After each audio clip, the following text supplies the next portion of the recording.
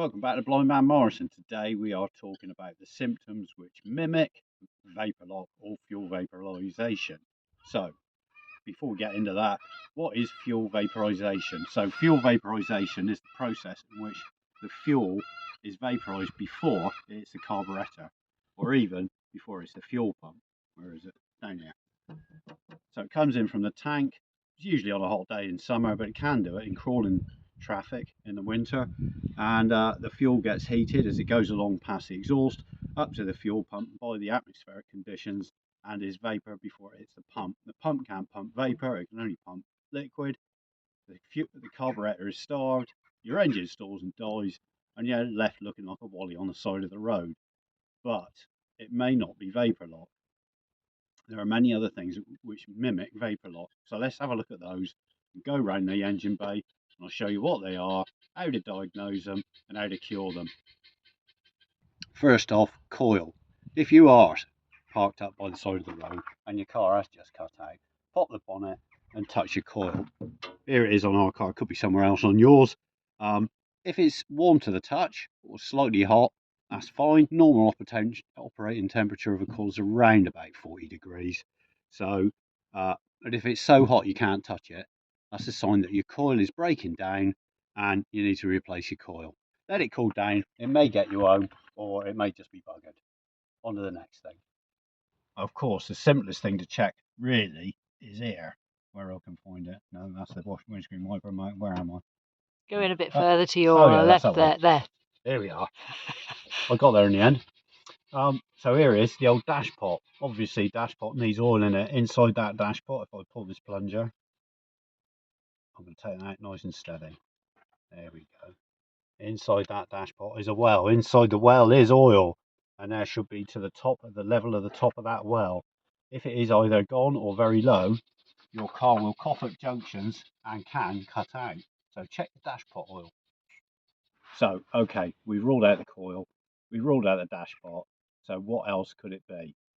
So it could be an air leak. And how to check for an air leak is quite simple. If you're at a junction and you're constantly blipping the throttle, or you pull your choke out on a fast idle setting and your car settles down and runs nicely, it's an air leak on the carburetor side. So that could be on your manifold nuts. Let's find my nuts. There we go, down here on these manifold nuts, all the way along there. So check they're all tight and nipped up. Do not over tighten them on a cast manifold because you could crack it. So they've got to be nipped up just right. And then you've got this, which is very important actually. Let's find the carburetor. Where's the carburetor? Just there. You've got your hand on it. So there, between the carb and the manifold, should be an insulator. We've got an insulator on there. Yes. If I point to it. You point to it because I can't feel it with my hands. So the insulator is this bit here. It's the join between the carb and the manifold. So what the insulator does, it insulates the carb body from the heat of the manifold and stops it overheating and creating vapor lock. So they need to be nipped up. I mean, you need to have a good look at that insulator to make sure there's no cracks and splits in it, because any air coming through on the side, that side of the spindle and throttle flap, will weaken the mixture and the carb will cut out and the engine will die. So, and then we've got the spindle and spindle bushes, which are on the end of these carburetor controls. There you go, put your hand on it. It's there. There. So that's where your carburetor controls are, and that's where your spindle is. And if your engine's idling and you can wobble that and you can hear the engine note changing, your spindle's probably worn, or your spindle and bushes are probably worn. So I'm going to be a little bit controversial here.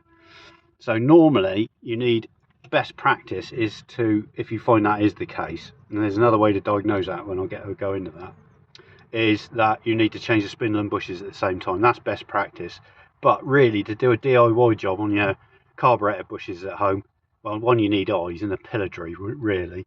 Or you can do it. It's possible to refit bushes, but it needs to be done in an engineering workshop. But you could get away with just changing the spindle, and that's a controversial bit. Most people say you should change both. I reckon you ought to try changing the spindle first. If not, you might be down to buying a recon carb. So there's your spindle and your spindle bushes. And the other way to diagnose that, actually, if you don't get much change on the wiggle there when you're wiggling your throttle controls, is to spray. Now, you can spray Easy Start on there, but it's incredibly flammable, and you're spraying it directly next to a hot manifold. Not the greatest idea, but that will tell you straight away whether you've got a vacuum leak there.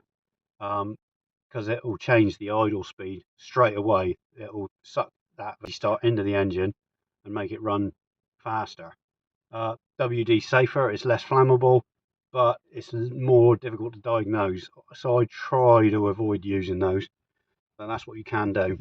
I was just going to mention though that if you wiggle this when the engine's cold and it's tight, it doesn't necessarily tell you anything. No, it doesn't. Because metal expands under heat. There are certain circumstances where if you've been on a very long run and then you come into crawling traffic, where you get what they call heat soak from the engine across this area, and there's no airflow to keep the temperature down. So what happens is only at that point will this spindle then, the car body will expand and there will be an air gap where that spindle is, and that will cause you to stall. And it's very difficult to diagnose that. I don't know how you diagnose that. Actually. Well, you'd have to wait till the engine was hot, but that's quite difficult. So just to explain, there's a butterfly valve at this end of the carb here. We can probably show you in the workshop, and there's a spindle that runs through that the butterfly valve is held onto, and there's a bush this end and that end that it runs through, and if those bushes are worn, then obviously it'll let air in. So that's what we're talking about. It's like we can show you on a carb actually, can't we, and show you what the spindle looks like. We'll do that in a minute. So we'll edit that in then. Yeah, we will. All right, we'll edit that in. So we'll go to the workshop now, and I'll actually show you what I'm talking about in there. So let's leave that there, and then go on to the last. Was there any more in the engine bay on those? I think I've covered them all, haven't I? For air leaks. Yes, I think you have. Okay. So no. No. One. The servo. Oh yes, thank you for reminding me. So on some cars, excuse me, mister, move you that way, but so on some cars you will have fitted to your manifold. Where is it? It's that one. It's that one. That big one here. There it goes. This tube here goes from your servo to your manifold. This is the servo here. That big black thing. And that amplifies the braking effect when you put your foot on the pedal. That's all that does. But it uses vacuum pressure from the manifold. It leaches it from that joint there.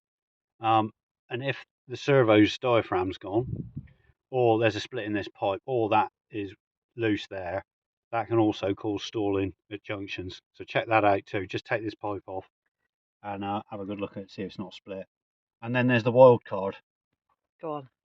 To the back of the car we go. Okay. So here we are at the back of the car, and that is a fuel filler cap for a Morris. And this is an aftermarket fuel filler cap for a Morris. But this one's a lockable one. It's really good, but it invented, and that one is. So what happens is, when your pump is pumping the fuel from the tank to your carburetor, the air pressure in the fuel tank needs to equalise, and it can't equalise if you haven't got a vented cap.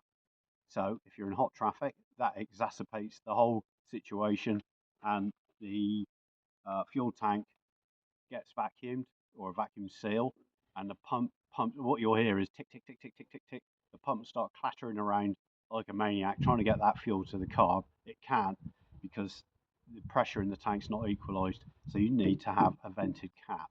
So if you've got an original Morris cap, it's vented. If you've got an aftermarket locking cap, make sure it is vented. I'll just undo this. There you go. It's got holes in it.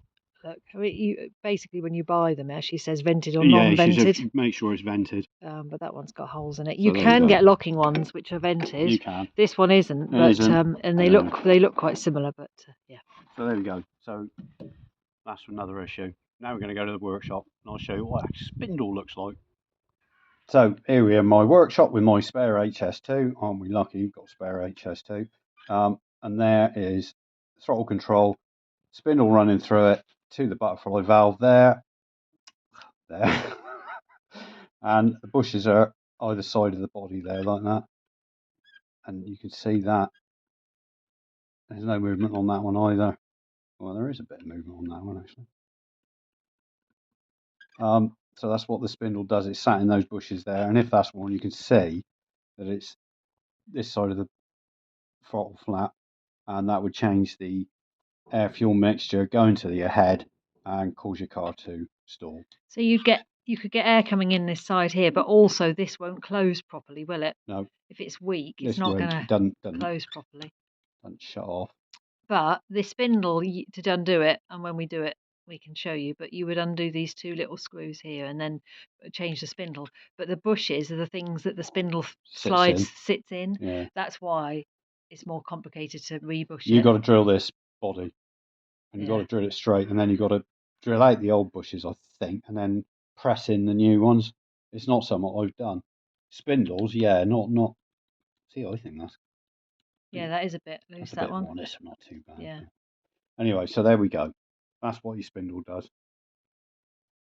So that was a video about symptoms mimicking fuel vaporization, but it's also about trying the simple things first and checking those out, like your dash pot and your coil, before you start throwing money around and buying carburetors and whatnot and everything else. Is check it all out, take your time, go step by step, rule everything out, and diagnose what exactly the problem is, and then you can fix it and get back on the road without stalling at every junction. And now all I've got to do is fit new fuel line, and that'll be in the next video. See you next time.